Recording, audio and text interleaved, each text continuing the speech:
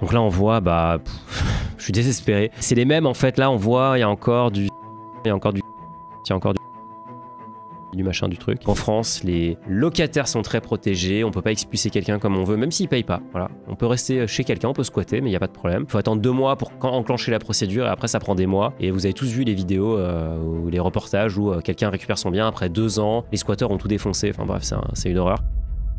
Bonjour à tous, bienvenue dans une nouvelle analyse de patrimoine. Aujourd'hui, je vous emmène chez Google avec un commercial qui est millionnaire. C'est parti. Notre commercial Google, patrimoine 1,5 million d'euros en brut, 500 000 euros en net. Donc là, il y a clairement de l'effet de levier entre les deux. Donc il y a de l'emprunt. 1,1 million d'IMO avec 73%, 17% d'actions et de fonds, des autres actifs. On va regarder ce que c'est, de la crypto. Plutôt très immobilier ce profil. Alors, profil sales dans l'IT chez Google, 34 ans, marié, 2 enfants, salaire de 200 000 euros par an, répartition 40% fixe, 60% variable. Voilà, on en avait parlé dans la vidéo comment devenir riche en étant en CDI, je vous remets le lien ici. La magie, c'est d'augmenter son salaire et l'idéal, c'est d'avoir un salaire où notre rémunération est liée à la performance. Et ça, il n'y a rien de plus vrai que chez quelqu'un qui vend quelque chose qui est commercial. C'est aussi vrai si vous êtes en banque, par exemple, et que vous êtes en salle de marché. Il y a plein de métiers où la rémunération est liée à l'objectif. Et si vous vendez quelque chose qui a beaucoup de valeur dans une boîte qui marche très bien, eh bien, vous avez un très gros salaire, donc 200 000 euros. C'est vraiment impressionnant, mais c'est assez commun au final chez des gens qui vendent ce type de logiciel chez Google ou chez Amazon ou chez Facebook. Enfin, il y a plein de sociétés qui payent ce type de salaire. Donc en tout cas, bravo pour déjà ce salaire. Objectif, assurer ma retraite à 50 ans maximum. Ok, alors ce qu'il faut toujours bien avoir en tête, c'est que si vous me dites j'ai envie d'assurer ma retraite à 50 ans, il faut me dire ce que c'est pour vous la retraite. Ça veut dire quoi? Ça veut dire arrêter de travailler? Si oui, ça veut dire de combien tu as besoin pour vivre ou combien tu vas avoir au minimum. Est-ce que tu es prêt à faire quand même un side job? Est-ce que tu es prêt à consommer ton capital? Bref, il y a plein de questions à se poser. En tout cas, on va regarder ce qu'on peut faire avec l'information qu'on a. Stratégie. J'investis 2850 euros par mois répartis de façon suivante. PEA 1000 euros, MSCI World, Eurostock 50, S&P 500 et Small Cap. Alors je ne sais pas si c'est Small Cap Europe américaine. Alors de mémoire, il n'y a pas de Small Cap américaine en ETF sur PEA. Peut-être qu'il y a. Dites-moi dans les commentaires si on peut investir dans le Russell 2000. Moi, je ne suis pas au courant. Peut-être qu'on peut. En tout cas, ici, je vois déjà une redondance du S&P 500. En fait, là, concrètement, ça, c'est le MSCI World. Il manque juste le Japon et t'y es. Donc, il y a une redondance. À voir si c'est pas plus intéressant de faire que S&P 500 et Eurostock 50 plutôt que de multiplier les achats et donc à chaque fois les frais. Ensuite, on va regarder directement ton PEA parce que je pense que c'est intéressant d'avoir tout ça sous les yeux. Le PEA chez Fortuneo. Dites-moi d'ailleurs ce que vous en pensez en commentaire de Fortuneo. J'entends beaucoup de bonnes choses, des choses moins bien. C'est vrai que les noms qui me reviennent tout le temps, c'est Boursorama, Bourse Direct, Fortuneo et après des banques un peu plus traditionnelles. Alors du coup, on retrouve notre World. Ici, c'est le Amundi. Je vous rappelle qu'il y a le nouvel ETF BlackRock qui peut être intéressant, qui coûte moins cher. On passe de 0,38 à 0,25. Donc faut voir si ça vaut le coup d'arbitrer. On a le Easy Stocks 600. Tu aurais pu faire du Stock 50, mais c'est mieux de faire du 600, je trouve, parce que c'était beaucoup plus diversifié. Ensuite, tu as du S&P 500 et après un peu de Stock Peak. Total, Téléperformance. Alors Téléperformance s'est fait dégommer puisque c'est le leader mondial des centres d'appel. Avec l'IA, vous doutez bien que les centres d'appel, ça va être quand même ça va être très bouleversé et le fondateur avait déclaré qu'il ne croyait pas à l'IA. Donc ça a beaucoup inquiété les marchés. À voir. En tout cas, le titre était en forte baisse après avoir été champion pendant longtemps de la bourse. C'était un peu la valeur tech à la française, quoi. Petit aparté pour parler fiscalité, le moment que vous attendiez tous. Je pense que tout le monde commence à transpirer, surtout si vous avez investi en crypto. Et c'est pour ça qu'on a fait un partenariat avec Waltio, le numéro 1 français de la déclaration crypto. Concrètement, comment ça se passe? Vous vous connectez sur Finari et vous allez voir une bannière qui va vous expliquer le deal. C'est assez simple. Si vous avez un compte Finari Invest, vous allez pouvoir le connecter à Waltio. On récupère automatiquement les transactions. Enfin, Waltio s'en occupe. Et derrière, vous remplit la déclaration de façon automatique. Si vous avez moins de 50 transactions, c'est gratuit. Si c'est plus, vous devez payer un abonnement. Mais on a négocié des deals exclusifs pour les membres Finari Plus, Finari Pro et les membres VIP Platinum. Donc, c'est vraiment intéressant et concrètement, on peut vous offrir l'ensemble de l'abonnement si vous êtes Platinum. Donc, ça vaut le coup. Je vous rappelle que vous pouvez aussi connecter tous les autres exchanges que vous avez sur Finari, Coinbase, Binance, Kraken, etc. Et donc, Waltio vous sortira une déclaration qui sera globale et qui vous permettra d'être serein au moment d'envoyer votre impôt au fisc. Si ça vous intéresse, rendez-vous sur finari.com. On retourne à l'analyse. l'analyse. Emerging markets, ça, tu n'en avais pas parlé, mais c'est intéressant. C'est intéressant. Moi, j'avoue que j'aime pas trop les marchés émergents en investissement. Je considère que c'est vraiment du bonus. Et pourquoi j'aime pas trop? Bien sûr que je suis impressionné par la croissance de l'Inde ou du Brésil, mais surtout, c'est des pays dans lesquels les entreprises ne sont pas du tout aussi bien surveillées que dans les pays développés. Et donc, il y a énormément de fraude comptable. Donc là, récemment, il y a un des plus gros magnats indiens qui s'appelle Adani de mémoire, qui en fait s'est fait attaquer par un short seller. Et donc, ce dernier a publié un rapport qui est assez intéressant. Je vais essayer de vous le retrouver, tiens. Alors du coup, voilà, ça m'est revenu, c'est pas Adani, c'est Adani, et donc c'est Hindenburg. Voilà, ils disent, voilà, c'est la plus grosse arnaque de l'histoire par le troisième homme le plus riche du monde, tout simplement. Et donc, vous pouvez lire par vous-même. Et ça, c'est vrai que ça a lieu dans les pays développés, mais ça a beaucoup plus lieu dans les pays en développement. Et donc, marché émergent, il y a toujours un risque. Moi, je n'ai pas envie de m'y exposer. Après, tu as un Nasdaq Daily Leverage. Alors ça, personnellement, je ne touche pas les produits à levier parce que je pense que c'est pas de l'investissement, c'est du trading. Mais bon, après, si t'es à l'aise, pourquoi pas. Surtout sur le Nasdaq. Le Nasdaq, c'est quand même déjà un produit qui est un indice qui est très volatile par définition. T'as du doublon là, Stock 600, intéressant. Je suis pas sûr que ça vaille le coup. Ensuite, quelques valeurs françaises, ADP, BNP, Wendel. Et après, beaucoup d'ETF en fait. Il y a 50 000 ETF là-dedans. Oh là là, mais c'est infini. Donc il y a trop de lignes. D'ailleurs, regarde la tête de ton truc là, la tête de ton PEA, la tête du graphique, elle est quand même assez folle. C'est du Mondrian dans le texte. Moi, je trouve que c'est beaucoup trop diversifié et ça, je ne pense pas que ça apporte grand chose en fait dans l'absolu. D'autant aller chercher la diversification en multipliant les ETF sectoriels, thématiques, géographiques. Là, on voit que tu as l'Eurostoxx Select Dividende 30, mais en fait, les entreprises à dividendes sont déjà dans le 600, elles sont peut-être déjà dans le Basic Resources 600, elles sont peut-être déjà dans le 600 Food and Beverage. Enfin, là, tu as vraiment un overlap de dingue. D'ailleurs, c'est quelque chose auquel on réfléchit, c'est transpariser les fonds pour que tu puisses voir à quel point tu détiens les mêmes positions à travers différents fonds. Donc, tu détiens par exemple du LVMH à travers 15 fonds différents. Là, toi, t'es dans ce cas-là. Ah tiens, t'as le Russell. Donc, on peut faire du small cap US en PEA via du Russell. Alors, les small caps se sont fait pulvériser ces dernières années, donc je suis pas sûr que ce soit le meilleur invest. Mais c'est toujours intéressant d'avoir un petit peu de small cap, je trouve, dans son allocation. Donc là, déjà, il y a une grosse optimisation à faire. Tu vois, si je devais reprendre ton allocation, moi, je ferais S&P 500. Je ferais soit que du World, soit S&P 500 Europe, avec du coup un équilibre qui est différent de celui du MSCI World. Donc si tu fais exactement la pondération américaine, de mémoire c'est 65% en ce moment, je sais plus exactement, mais si tu fais cette pondération là, je ne vois pas trop l'intérêt d'acheter deux ETF différents et de payer 2 fois des frais. Et après les ETF, voilà. Donc, tu peux peut-être faire un petit peu de clean là-dedans en vendant beaucoup de lignes et en simplifiant. Moi j'aime bien les portefeuilles simples et lisibles, et je pense pas qu'il y ait de valeur à multiplier les portefeuilles et à multiplier les lignes. D'ailleurs, du coup, ce qu'on s'est amusé à faire avec l'équipe, c'est de calculer les corrélations de ton patrimoine ou de ton PEA plus spécifiquement. Et donc, on voit ici à quel point les titres sont corrélés entre eux. Donc, on n'a pas pris toutes les lignes parce qu'il y en avait vraiment beaucoup trop. On en a pris les plus grosses. Alors, on voit ici que typiquement, ça c'est assez marrant quand même, le S&P 500 a une corrélation parfaite de 0,99 avec le MSCI World. Donc, concrètement, c'est la même chose. Ça bouge de la même façon. Quand l'un baisse, l'autre baisse. Quand un augmente, l'autre augmente de la même proportion. Donc c'est vraiment du pareil au même. Vous savez, c'est comme le mème de Spider-Man qui se regarde et qui voit un autre Spider-Man. C'est la même chose. Donc idem d'ailleurs pour Total. Vous regardez, vous achetez du Total et vous avez du BNP, bah c'est la même chose aussi. C'est du 0,86% de corrélation. Enfin 0,86 de corrélation. Donc vous avez une corrélation qui est très très forte ici. Donc ça montre que la multiplication des lignes n'apporte pas de corrélation. Il faut quand même tempérer ce que je dis parce que là tu as une corrélation de 0,51. Donc c'est quand même pas mal parce que tu as des titres qui sont très décorrélés du reste, notamment TEP. Alors je ne sais pas à quel ticker correspond TEP, pardon. Donc c'est Téléperformance. Bon voilà, c'est Téléperformance. Mais mon TEP est en chute libre et donc c'est pour ça aussi que dans un marché haussier, eh bien TEP fait à sa façon. Je suis pas sûr que ce soit une très bonne nouvelle pour toi. En tout cas, la corrélation elle n'est pas forcément améliorée par la multiplication des ETF. Dites-moi d'ailleurs si vous voulez qu'on rajoute une matrice de corrélation dans Finari pour que vous puissiez vous aussi comparer la corrélation de vos titres et peut-être vous rendre compte que vous êtes trop aggloméré au sein de votre portefeuille. On continue sur ton allocation, assurance vie, 1 000 € par mois, 3 contrats pour profiter de l'avantage fiscal pour la succession. Alors je ne comprends pas pourquoi il y a 3 contrats puisqu'il n'y a pas de plafond pour une assurance vie. Donc je ne comprends même pas pourquoi tu as 2 contrats en fait qui sont les mêmes. Donc il y en a un, tu fais 80% d'actions, 20% de SCPI, l'autre tu fais 90% d'actions, 2% de SCPI, 10% de SCPI. Honnêtement, c'est exactement la même chose. Enfin, ça va rien changer dans l'histoire. Peut-être à la marge. Je trouve que c'est beaucoup trop compliqué de faire ça. L'avantage fiscal, enfin successoral de l'assurance vie, c'est 152 000 € par enfant, par héritier, il faudra vérifier. Mais bon, ça peut être dans le même contrat, ça peut être dans 2 contrats, ça c'est exactement pareil. C'est vrai que tu peux multiplier les contrats en assurance vie, mais bon, qui dit multiplication des contrats dit complexification. Donc moi j'aime pas trop multiplier les enveloppes, je trouve que ça sert à rien. Donc là je ne suis pas sûr de comprendre pourquoi. Et après tu as une dernière Lynxea à venir qui est un peu différente. C'est pas le même assureur et tu es 100% en fonds action. On va regarder du coup à quoi ça correspond. Donc elles sont là, assurance vie. D'ailleurs tu vas peut-être clôturer ces assurances parce qu'on les voit plus là. Ah non, c'est Spirica, pardon, la première elle est là. Donc là on voit, je suis désespéré.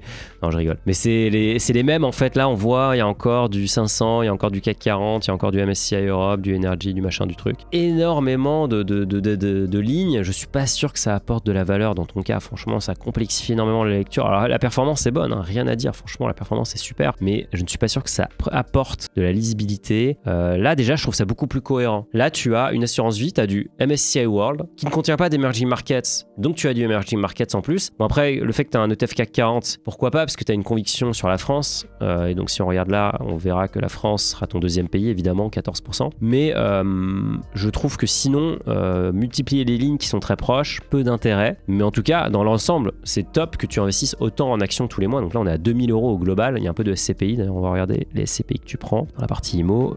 Elles sont pas là, malheureusement. Donc peut-être que tu as arbitré depuis. Bon, c'est vrai que pour les assurances vie, il y a un avantage que j'ai pas cité, c'est le fait que les dépôts soient garantis par le fonds de garantie d'ailleurs, à hauteur de 70 000 € par assureur. Donc tu pourrais diversifier, mais le problème c'est que là tu as deux fois du Spirit, donc c'est le même assureur. Donc je vois pas trop l'intérêt en l'occurrence. C'est même 90 000 € si vous êtes en période de paiement de rente. Donc ça pourrait être intéressant, mais s'il y a un gros assureur qui tombe, de toute façon il y a un gros problème. Le plus important si vous prenez une assurance vie, c'est pas vraiment le courtier chez lequel vous prenez type Lynxea, etc. C'est plutôt l'assureur qui est derrière, et prenez un assureur de premier rang, prenez Generali, prenez Cardiff, prenez Spirica, prenez Suravenir. Enfin, j'ai pas de part chez ces assureurs, mais prenez vraiment quelqu'un de premier rang parce que s'il va au tapis, l'État le sauvera quoi qu'il arrive et donc il nous remboursera tous et on sera tous sauvés. On continue, PER Interinvest, 300 € pour décaler l'imposition et faire travailler l'argent. Donc il y a un avantage fiscal effectivement à investir en PER. Attention, le PER est quand même chargé en frais. Alors je ne connais pas celui d'Interinvest, mais bon, c'est un bon acteur. T'as de la gestion pilotée à 50%, de la gestion libre avec des ETF, t'en as 2. D'ailleurs, voilà, très bon exemple. 2 ETF, un S&P 500, un small cap.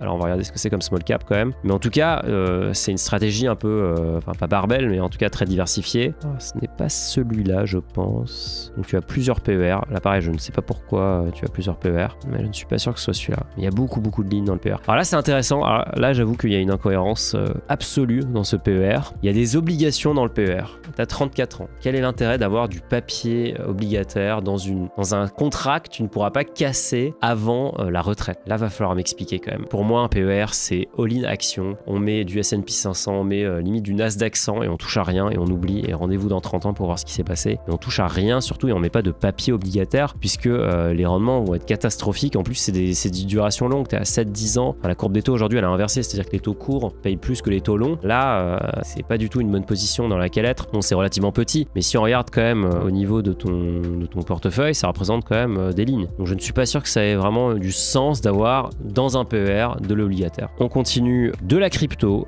Donc 400 € DCA de 100 € par semaine en ce moment en début de bull run. Je continue mes positions BTC et ETH pour me concentrer sur Sol et ADA Cardano. Mon compte Ledger ne reflète pas mes positions 100K à date. Donc on regarde. Crypto, donc tu fais ça, tu as un wallet Bitcoin qui est connecté. Donc là, tu as 172 000 € de Bitcoin dessus. Ça, c'est magnifique. Tu investis en crypto avec Trade Republic. Alors j'adore Trade Republic. Je suis pas très fan de la crypto sur Trade Republic parce qu'on ne peut pas les retirer. Pour moi, si on peut pas retirer ces cryptos, en fait, c'est pas ces cryptos. Donc Not Your Keys, Not Your Crypto, c'est vrai sur un exchange centralisé, mais c'est encore plus vrai sur une plateforme sur laquelle on peut pas les retirer. Ensuite, tu as un wallet Ethereum, tu as ça que je ne connais pas, et tu as du Finery Invest, bravo. Donc tu fais du DCA, Bitcoin, Ethereum, Solana, ça c'est très clean, et du Bitpanda. Bon, et si on regarde au global, on voit que PTC quand même écrase ton allocation, Ethereum, BXX, Moonlight, plutôt des petits coins après, des petits tokens et après pas mal de petites choses. Ok, c'est bien. bien. CTO, je commence la commission de mon CTO sur Acquis, 150 € par mois. Alors pour le coup, j'ai envie de te dire, le CTO, moi je l'utiliserai pas du tout pour faire ça, j'utiliserai pour faire mon stock picking. D'ailleurs, depuis que tu nous as écrit, bah voilà, mais regardez-moi ce nombre d'ETF. Il doit y avoir un syndrome d'avoir le besoin de posséder plein de choses, puisque quel intérêt d'avoir autant d'ETF? Mais regarde, tu as combien de lignes là? C'est de la folie. T'as beaucoup trop d'ETF, ça devient beaucoup trop compliqué à lire. Là, je pense que le compte titre, ce qui pourrait être intéressant, c'est de l'utiliser uniquement pour acheter des titres américains, parce que tu ne peux pas le faire en PEA évidemment, et te faire plaisir et acheter les titres que t'aimes. Voilà, Starbucks, si t'aimes bien Starbucks, si t'as acheté des Starbucks, bah tu fais ça. Mais je m'achèterais beaucoup plus des actions via un compte titre plutôt que des ETF, et surtout je mettrais pas autant d'ETF. Là, il y en a beaucoup trop, franchement. Pas sûr, ce serait intéressant si tu regardes la vidéo de mettre dans les commentaires pourquoi tu t'achètes autant d'ETF. Est-ce qu'il y a une stratégie derrière? C'est très possible, hein. Mais là, je trouve que ça rend la chose plus visible qu'autre chose. Et ensuite, PE, plan épargne, entreprise, éco, pas de contrôle, évidemment. Donc il y a quand même quelque chose de très sympa, 15 000 € par an de prime et de participation chez Google. Immobilier propriétaire de ma RP, 2 biens locatifs dont un catastrophique mauvais payeur, heureusement le plus petit que je cherche à vendre. D'où mon interrogation décrite après sur les SCPI. Ces 2 biens sont à LMNP, je m'interroge sur un premier arbitrage du bien locatif pour diminuer mon exposition à l'immobilier. Alors c'est intéressant, je pense que t'es le premier à dire que l'immobilier en locatif, c'est une galère. Oui, c'est une galère. Oui, quand quelqu'un ne paye pas, c'est un enfer absolu, puisqu'en France, les locataires sont très protégés, on peut pas expulser quelqu'un comme on veut, même s'il paye pas. Voilà. On peut rester chez quelqu'un, on peut squatter, mais il n'y a pas de problème. Il faut attendre 2 mois pour enclencher la procédure, et après ça prend des mois. Et vous avez tous vu les vidéos ou les reportages où quelqu'un récupère son bien après 2 ans, les squatteurs ont tout défoncé, enfin bref, c'est une horreur. Ce que vous pouvez faire, ce qui est assez sympa, c'est lorsque vous faites le plus important vraiment en immobilier, quand vous prenez un locataire, c'est choisir le bon locataire. Donc c'est vraiment de prendre le temps de regarder les documents et de pas prendre des gens qui sont en difficulté financière déjà et qui vous disent oui mais attendez, moi je vais pouvoir vous payer en cash, je vais pouvoir vous payer le 15 du mois, mais blablabla. Non, quand c'est compliqué, on laisse tomber. Et il y a un site un site de l'État qui vous permet de vérifier un avis d'imposition. Donc vous rentrez le numéro fiscal, vous rentrez l'avis d'imposition et vous pouvez voir si c'est le dernier vrai avis disponible pour cette personne émis par l'État. Et donc c'est testé et approuvé par moi-même. Ça marche, ça va pas vous garantir que la personne va vous payer, mais bon, peut-être une garantie de plus. Tu peux aussi prendre une garantie loyer impayé, c'est possible. Après, il faut que l'établissement accepte ton locataire. Mais en tout cas, c'est une galère. Et effectivement, si le gars est mauvais payeur, bah faut peut-être essayer de l'expulser ou alors carrément vendre l'appartement pour éviter d'avoir à gérer ça, parce que c'est évidemment aussi un poids psychologique qui est lourd. T'as une SCI, un bien en SCI à l'IS, un projet de location courte durée dans le Var en société à l'IS également en cours, ok. Alors intéressant que tu continues à faire quand même de la location courte durée alors que t'as des galères. 15 000 € de part de chez Hiroko Zen, j'avais reçu d'ailleurs le fondateur d'Hiroko, Gauthier, en Finarito, que je vous mets le lien juste ici. En démembrement acheté en 2022 avant la revalorisation des parts pour une durée de 5 ans. Alors qu'est-ce que ça veut dire? Ça veut dire qu'il a acheté, d'ailleurs on devra le voir dans son patrimoine, TIMO, non on le voit pas, c'est bizarre. T'as peut-être pas partagé tes SCPI dans ton lien de partage. Pensez bien à tout partager quand vous m'envoyez votre profil pour que je puisse tout voir. Sinon c'est quand même moins intéressant pour tout le monde. Mais en tout cas, le démembrement, qu'est-ce que ça veut dire? C'est qu'on va diviser la pleine propriété en deux. Il va y avoir un usufruitier et un nu propriétaire. Donc toi, tu es nu propriétaire, tu es propriétaire de la part, mais tu ne touches pas les loyers. C'est quelqu'un d'autre qui les touche, c'est les sociétés qui placent leur trésor généralement. Et donc pendant 5 ans, tu fais une croix sur les loyers et en contrepartie de ça, tu bénéficies d'une décote à l'achat. Donc quelque part, tu auras plus de parts au bout de 5 ans lorsqu'on va reconstituer la part. Donc ça, c'est très intéressant quand vous avez des gros revenus, parce que d'une part, vous investissez un certain montant et vu que vous achetez la part moins chère, bah, vous aurez plus de parts à la fin. Et surtout, vous ne touchez pas de revenus maintenant où vous êtes déjà surimposé. Et je crois que tu avais mis que tu avais une TMI, une tranche marginale d'imposition très élevée. Non, mais en tout cas, tu as une TMI qui est très élevée vu ton salaire. Tu es à 45% évidemment. Donc, t'as pas vraiment d'intérêt à avoir des revenus supplémentaires. Bah si, tu l'as mis juste là. TMI à 45. Je m'interroge sur le versement mensuel programmé, toujours hors du propriété pour des raisons fiscales, pour constituer progressivement une épargne en SCPI et à terme une rente. Le reste de mes SCPI sont en assurance vie. Bah, je pense que c'est excellent, mais la question que je te pose, c'est pourquoi une clé de démembrement de 5 ans? Fais une clé de démembrement de 9 ans ou 10 ans si elle existe chez Hiroko, je sais pas. Fais le maximum parce qu'a priori, t'as pas besoin de ces revenus. Toi, ce que tu veux, c'est décaler au maximum l'imposition et c'est avoir le plus gros discount possible. Bah là, tu l'auras avec la clé de démembrement la plus longue. Donc oui, je trouve ça intéressant. C'est intéressant de le faire en assurance vie. Il y a aussi d'autres schémas pour le faire, mais ça peut être une très très bonne option. Et surtout, c'est pas toi qui gères les biens. C'est quand même ça. Là, le mauvais payeur, t'as 3 biens locatifs, ce qui est beaucoup déjà. T'as un gros patrimoine immobilier. Non, t'as combien de biens immobiliers locatifs? T'en as 2, pardon. T'as 2 biens locatifs. T'en as un qui paye pas, bah voilà. 50% des revenus qui partent à l'eau et la renta, elle est pourrie, elle est défoncée, quoi. Donc ça, c'est vraiment catastrophique. On va regarder ta renta. Bah voilà, t'as un cash flow mensuel. Alors peut-être parce que t'as pris en compte que le gars ne te payait plus. Donc c'est peut-être pour ça que t'as un cash flow négatif. L'opération restait quand même intéressante. Hein. T'avais un beau TRI. Et ici, sur l'autre bien, tu as un cash flow positif, négatif aussi. Donc a priori, ces entreprises, des biens qui sont pas du tout rentables, là surtout, t'as une rentabilité qui est vraiment catastrophique, 3,21. Il y a peut-être effectivement quelque chose à vendre. Mais je vois que t'es en location nue. C'est intéressant alors que tu nous disais que t'étais en LMNP. Je pense que c'est mal configuré dans ton cas. Tu loues là-dedans, mais en tout cas, on voit que le loyer est très très faible par rapport aux frais et à la mensualité. Donc, et puis peut-être que ça, c'est l'appartement où le mauvais payeur t'embête. Donc franchement, là, c'est bien malheureux, mais peut-être qu'effectivement, il faut couper les ponts et plutôt investir dans de la SCPI. Par contre, attention, on va diversifier en SCPI. Ne va pas acheter une SCPI. Achetez-en plusieurs, achetez-en 5. Prenez les meilleurs, prenez les nouvelles SCPI qui prennent pas de frais à l'entrée, mais qui sont quand même jeunes, donc attention. Prenez des grosses SCPI type épargne pierre, Corob, enfin il y en a plein.